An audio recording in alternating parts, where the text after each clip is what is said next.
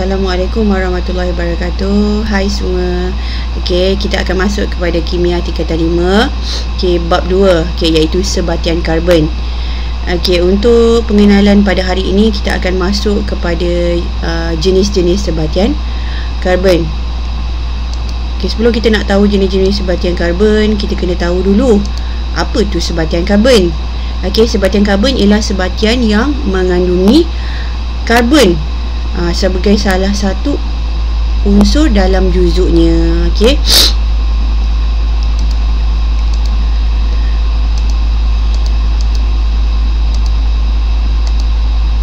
Okey, sebatian karbon boleh dibahagikan kepada dua jenis, iaitu sebatian organik dan juga sebatian tak organik. Okey, manakala sebatian organik ni dikelaskan kepada hidrokarbon dan bukan hidrokarbon. Okey, kita nak fokuskan pada sebatian organik pada hari ni. Okey, kita tengok definisi sebatian organik.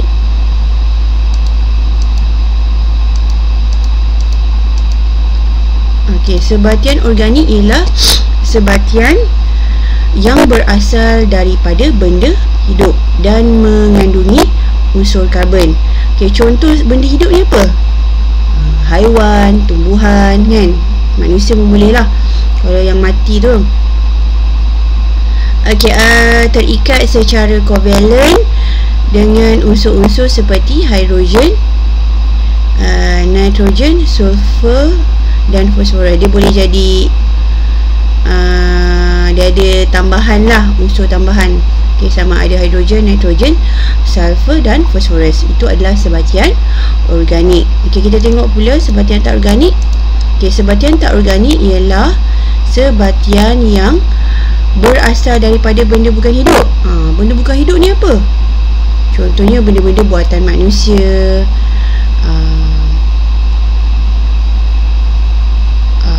batuan, mineral. Itu adalah sebatian tak organik lah.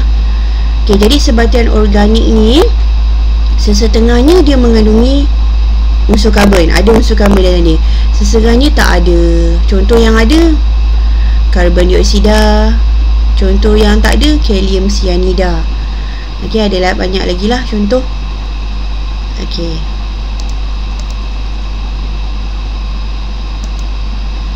so tadi sebatian organik, kita nak fokuskan hari ni pada sebatian organik. Okey, sebatian organik ni terbahagi pula kepada hidrokarbon dan bukan hidrokarbon. So kalau awak tengok perkataan hydro dan karbon, so awak dah tahulah dia adalah gabungan daripada perkataan hidrogen dan karbon. So hidrokarbon ialah sebatian organik yang mengandungi hidrogen dan karbon saja. Yang lain-lain tak ada. Okey, manakala bukan hidrokarbon ialah sebatian organik yang mengandungi karbon, hidrogen, ada tambahan lagi unsur lain, contohnya oksigen, nitrogen, fosforus dan halogen. Halogen ni ialah, ingat lagi tak? Okey, unsur dalam kumpulan 17. Contoh unsur kumpulan 17 apa? Apa dia? Fluorin, klorin, iodin, bromin dan sebagainya lah. Okey. Okay, so kita nak tengok, awak boleh tak try untuk tentukan yang mana satu hidrokarbon dan yang mana satu bukan hidrokarbon. Okay, protein. Protein komposisi dia ada karbon, hidrogen, nitrogen, oksigen. So sebab dia ada tambahan nitrogen, oksigen, dia adalah bukan hidrokarbon. Petrol, komposisi dia karbon dan hidrogen saja. So dia adalah hidrokarbon. Kanji, dia ada karbon, hidrogen, ada tambahan satu je, oksigen. Walaupun dia ada tambahan satu saja, oksigen ni dia tetap bukan hidrokarbon. Sebab hidrokarbon, hidrogen dan karbon je. Okay, lemak pun macam kanji, bukan hidrokarbon. Gas asli, dia ada karbon dengan hidrogen. Dia ni macam petrol kan, so dia adalah hidrokarbon. Alkohol, alkohol pun macam kanji dan lemak, dia ada oksigen, jadi dia bukan hidrokarbon. So dekat sini hidrokarbon ialah petrol dan gas asli sahaja. Boleh Okey. Hidrokarbon dia ada bahagi pula kepada dua jenis. Nanti yang ni kita akan masuk kepada yang lebih lanjut lah di lain hari. Okey, hidrokarbon tepu. Hidrokarbon tepu ni ialah kalau awak tengok formula struktur dia, dia ada karbon, ada hidrogen, dan dia diikat oleh ikatan tunggal antara atom karbon. Ikatan tunggal dia maksud dia ada satu line je kat sini, semua satu. Okey, so kita panggil ikatan tunggal. Manakala hidrogen tak tepu, dia mestilah mempunyai sekurang-kurangnya at least satu ikatan ganda dua. Ni contoh ikatan ganda dua, nampak tak? Dia ada double kat sini. Atau ganda 3, nampak? Antara dia punya atom karbon. At least satu ikatan ganda 2 ataupun ikatan ganda 3, itu dah kita kategorikan hidrokarbon tak tepu. Kalau hidrokarbon tepu, dia semua ikatan tunggal. Okey, faham jenis hidrokarbon?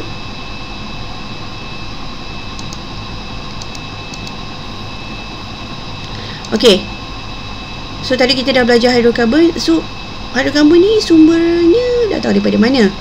Okey, jadi sumber utama hidrokarbon ialah petroleum atau minyak mentah. Kalau dekat negara kita ni, petroleum kita dapat daripada dalam laut kan, dalam dasar laut dalamnya.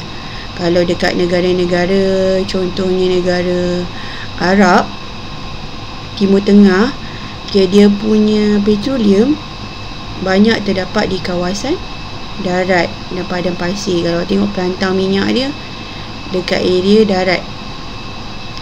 Okay, petroleum terbentuk daripada hasil perebutan tumbuhan dan haiwan yang mati di dasar laut berjuta-juta tahun dahulu. Jadi dia bila dia kenakan haba dan tekanan yang tinggi, ambil masa berjuta-juta tahun, lama-lama dia jadilah petroleum kan. So kalau dia daripada tumbuhan dan haiwan, kita dah tahu tadi, itu adalah sebatian organik. Sebatian organik kan dia daripada benda hidup kan.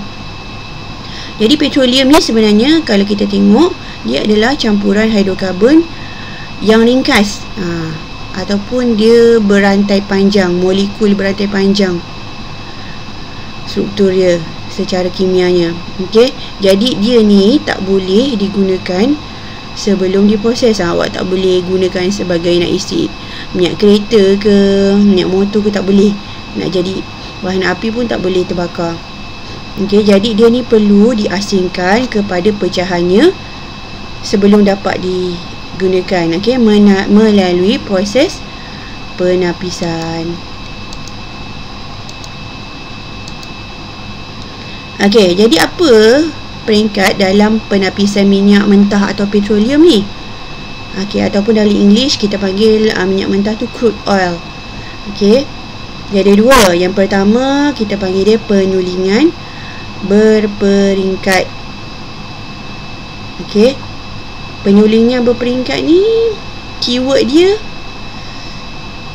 dia diasingkan pada suhu yang berlainan. Okey, mengikut saiz hidrokarbon. Okey, pecahan hidrokarbon dalam petroleum diasingkan pada suhu yang berlainan mengikut saiz hidrokarbon. Sebab setiap hasil tu dia mempunyai takat didih yang berbeza, yang berlainan. Jadi dia boleh diasingkan ikut dia punya, nanti dia akan masuk dia punya bahagian-bahagian dia. Okey, yang kedua, penyulingan berperingkat ni dalam English kita panggil dia fractional distillation. Okey, kemudian yang kedua kita panggil dia peretakan. Retak pecah kan. Dalam bahasa Inggeris kita panggil cracking process. Jadi hidrokarbon yang berantai panjang ni, jadi tadi tak boleh guna lagi kan.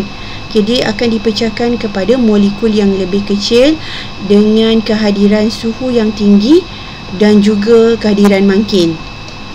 Okay, so kita akan tengok lebih lanjut.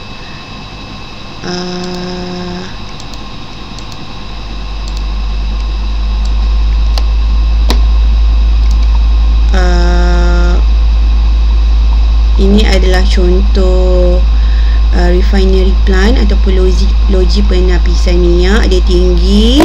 Okay, jadi awak tengok petroleum ni dia masuk ikut sini. Yang petroleum minyak mentah yang hitam likat pekat tu, dia akan masuk, dan bahagian bawah ni dia panaskan. Bila panas, okay, molekul yang lebih kecil dia mempunyai takat didih yang lebih rendah, biasanya dalam bentuk gas. Dia akan meruap terlebih dahulu. Okey, bila meruap dia akan naik ke bahagian atas, okey, dan terkondensasi dan diasingkan lah. Okay, so awak nampak dekat sini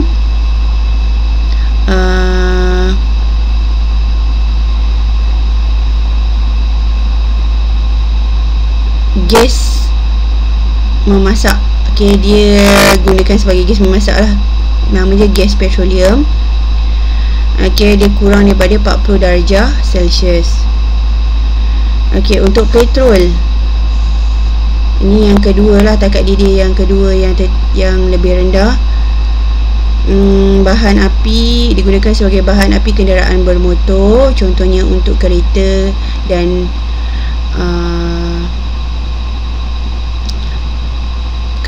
motor. Okay, yang ketiga nafta, kita panggil dia nafta, 75 darjah Celsius hingga 150 darjah Celsius. Okay, dia digunakan sebagai bahan mentah untuk industri petrokimia. Ini adalah nak buat plastik. Plastik macam mana? Yang kedai-kedai hardware itulah, plastik baldi, apa semua, tupperware semua tu kan, tupperware, tipperware. Okay, kemudian kerosin. Okay, bahan api kapal terbang. Okay, pada suhu 160 darjah Celsius hingga 250 darjah Celsius. Okay, kemudian minyak diesel. Okay, digunakan sebagai bahan api kenderaan berat seperti bas dan lori. Okay, pada suhu 125 darjah Celsius hingga 300 darjah Celsius. Okay, minyak pelincir, 300 darjah Celsius hingga 350 darjah Celsius. Okay, minyak bahan api,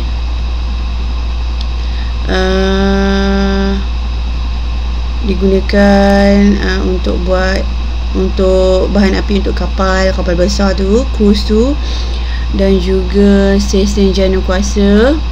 Okay, suhu dia 350 darjah Celsius hingga 500 darjah Celsius. Dan juga bitumen, buat jalan tar tu kan. Okay, untuk menurat jalan raya. Dia ni paling pekat sebab dia hitam kan, awak tengok jalan tar tu kan, likat pekat.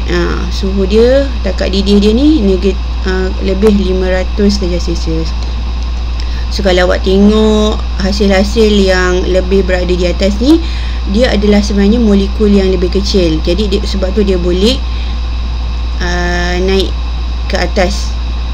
Okay, dia punya takat didih rendah dan warna dia, ni nanti kita akan buat eksperimen lah. Kalau awak tengok, kita akan buat eksperimen ringkas. Kalau awak tengok yang disuling terlebih dahulu, warna dia lebih cerah, dia lebih mudah menyala, kurang likat. Untuk yang lebih bahagian bawah ni, molekul dia lebih besar, takat dia lebih tinggi, warna dia lebih gelap sikit daripada yang atas. Okay, dan dia lebih susah nak menyala berbanding yang atas tu, jadi dia lebih likat. Kita tengok.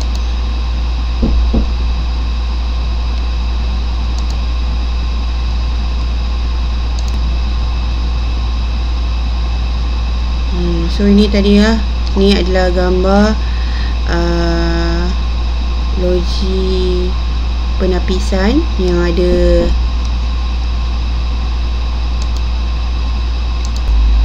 Okay, ini adalah peretakan, proses peretakan. dia pecah kan, pecah kepada hidrokarbon, dia akan menghasilkan hidrokarbon yang lebih pendek. Okey, sebab hidrokarbon yang lebih pendek ni lebih mudah terbakar. Okey, contohnya petrol. Jadi kalau dekat pasaran sana permintaan terhadap hidrokarbon bersaiz kecil ni adalah lebih tinggi. Sebab hidrokarbon yang lebih kecil, lebih pendek ni dia lebih mudah terbakar dan boleh digunakan menjadi bahan api. Okey, berbanding dengan hidrokarbon yang lebih panjang. Demand tinggi, jadi sebab tu proses peretakan ni penting. Okey, jadi hidrokarbon dari untuk A ni kan, molekul hidrokarbon berantai panjang. Okey, dia mengalami proses peretakan, nampak dia jadi lebih pendek. Ni ialah bayangannya lah. Okey, untuk hidrokarbon dari alkana dan alkena yang lebih pendek menjadi bahan mentah untuk pelbagai produk polimer, deterjen, ubat, pelarut baja dan sebagainya. Ni panjang. Ni asalnya panjang kan. Dia ada karbon, dia ada 1, 2, 3, 4, 5, 6, 7. 7 heptana. Ni heptana. Bila dia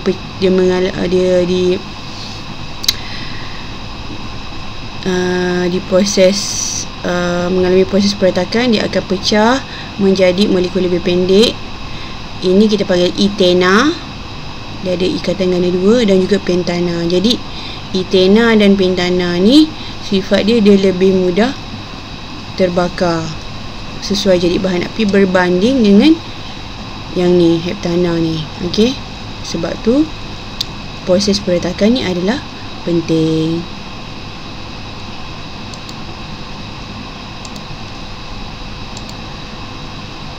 Okey, so kita tahu yang petroleum ni dia akan habis dalam masa 100 tahun daripada sekarang jika digunakan dengan kadar yang tinggi lah kan. Jadi sebagai satu langkah proaktif, kita try cari alternatif lah, sumber alternatif hidrokarbon yang boleh kita jadikan sebagai bahan api. Okay, so kita dah tahu sumber alternatif ni ialah biogysim. Okay, biogysim ni ialah bahan organik daripada tumbuhan dan haiwan. Okay, dia boleh jadi ikut kategori lah, sama ada biodiesel, bioethanol, biogas. So dia ni boleh kita dapat daripada mana? Contohnya ni nampak ni, sampah. Sisa-sisa organik daripada sampah ayam, sisa ayam, tulang ikan yang kita makan tu, tu adalah biogysim.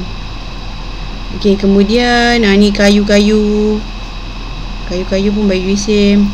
Landfill gas, ini gas dekat tempat pembuangan sampah pun adalah biogysim.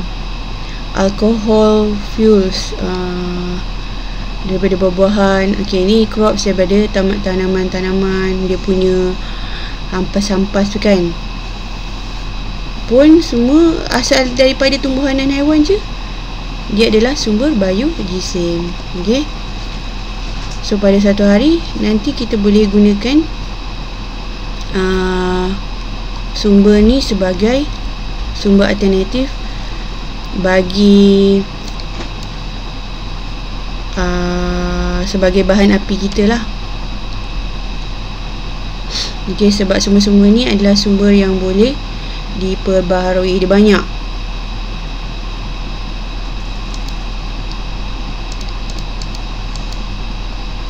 Okey, so dah habis untuk bab ni. Okey, saya nak untuk latihan bagi subtopik ni, awak try buat Aktiviti 2A. Okey, buat dalam latihan ni dalam buku tulis. Okey, aktiviti 2A dan uji diri 2.1. Okey, sehingga bertemu lagi. Bye. Terima kasih.